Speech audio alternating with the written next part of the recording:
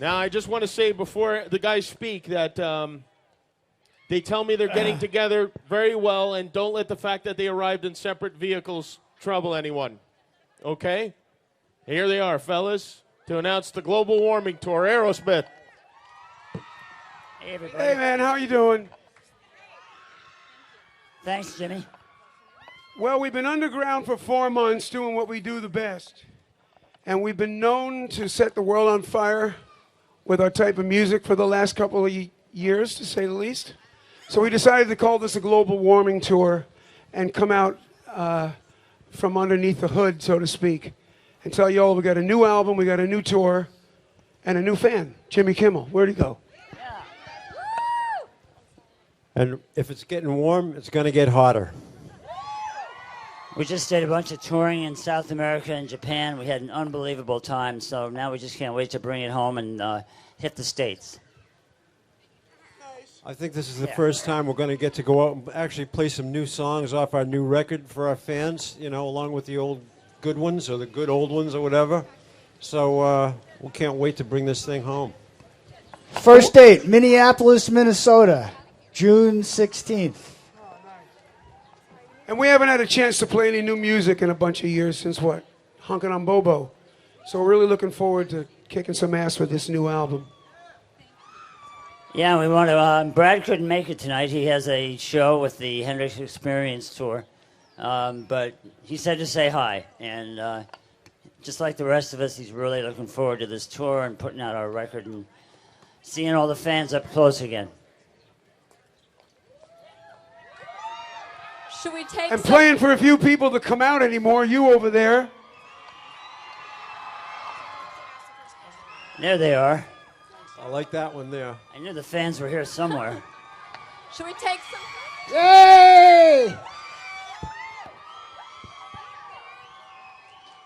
So, we got questions, yeah? Yes, over there.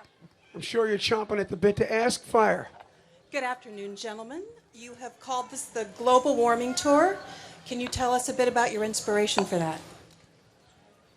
Our experience with what? Your inspiration for calling it the Global Warming Tour. Just that we've been setting fires and putting them out our whole career.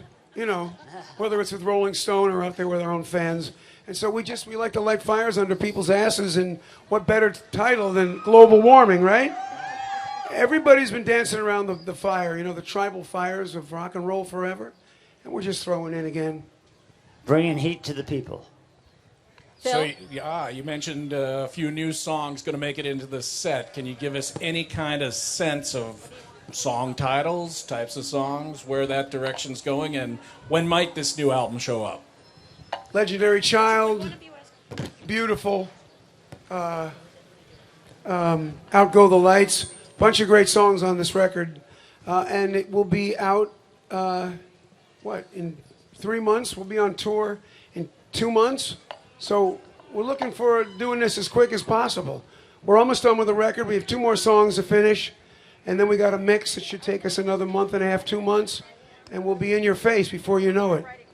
But before the album comes out, there will be songs coming out too. A couple of singles between now and then. So, the most amazing thing about being in a band is hearing your songs on the radio. And we're very anxious to hear our new ones coming out of the speakers. Do you know what the first singles are going to be? Not right now. Where's the record We'll company know guy? after the record's Lee, done. Where's No? Lee? We're not allowed to divulge that at this point. Allowed? Thanks.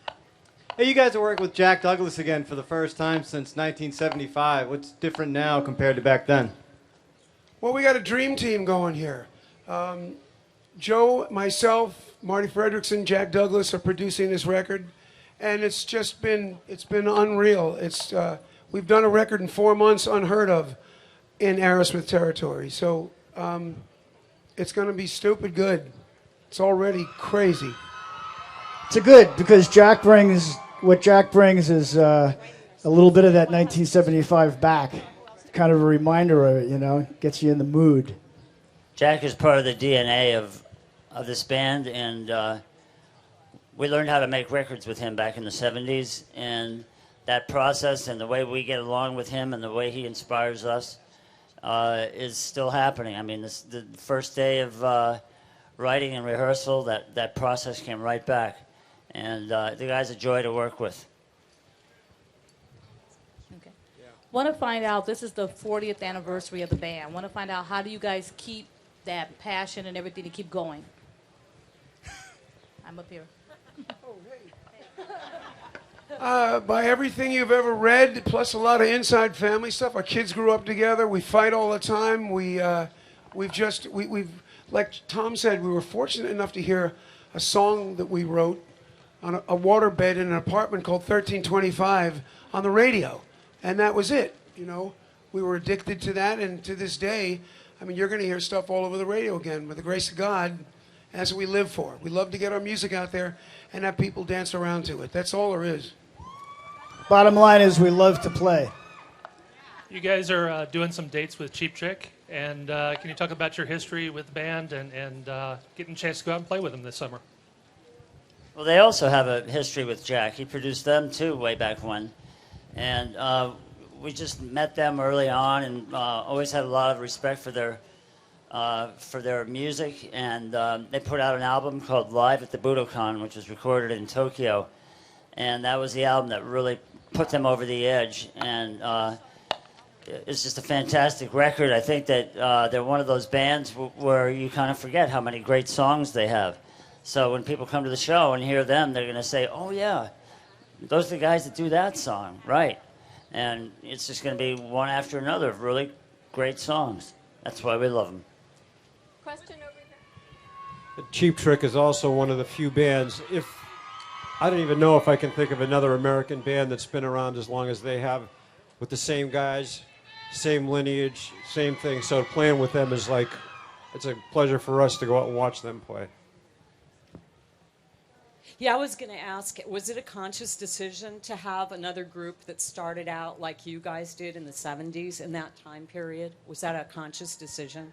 No, but the synergy of it kind of says something about the strength of how good songs last for how long they've been around. I mean, they've become classics, and the band is there to play them, you know. So there you go. Yeah, we've been touring with them on and off, going way back and going up to fairly recently. And we just always have a great time. Question here. Since you've been warming up the fans on American Idol, are any of those idols going to be touring with you on the global warming tour? No. Okay. Depends on if there's any tickets left. This is a question for everyone but Steven. Right here. Now that he's a big TV star, how impossible is he to work with now? It's possible that he he's gives more us impossible than ever. He gives us free sunglasses once in a while. It's great. And Steven, how impossible are you to work with now? Totally impossible. It's all my fault. Everything is. I'll take the blame. Did you see Joe wish me happy birthday the other day on Idol, huh? It's moments like that I took that job for, and I'm in Aerosmith for. So. Okay. Last question. In your long and illustrious career, what is the most remarkable thing you've seen thrown on stage? A hamster. Tom, come on. No, the hamster I don't think is it. I think there's another one. You have another story that you can... A prosthetic leg. That's it. That's the one. What? We were doing a show. It was a general admission show back when they still had general admission, and everybody's hands were in the air, and about 50 feet back, there was a guy literally holding up his artificial leg, and with a rose in it. It was a girl. No, and he, I kind of waved at him, and he passed it up, and we put it on the drum riser. A couple of minutes or a few songs later, my tech said, "Hey, the guy really needs the prosthetic leg back," and so I said, "Okay, well, give it back and have him come back after the show." So he came backstage after the show, and we met and talked for a while and had a great time. It was a pretty imaginative way to get back to meet the band. We thought it was a pretty cheap shot, but you know what? I wouldn't recommend it as a way. You know what I mean? There are other ways to get back to meet us, but lopping off a leg. And he still keeps in touch with him today. He calls him old Lefty. Well, you know, it's inspiring when somebody dares to be in the middle of a huge crowd, you know, with that challenge. You know, and this guy was obviously somebody who said he was going to rock out no matter what. And we have a lot of respect for that. We kept the sneaker, though. Thank you. What else? You're welcome. Thank you very much for coming. Thank you. We will not let you down.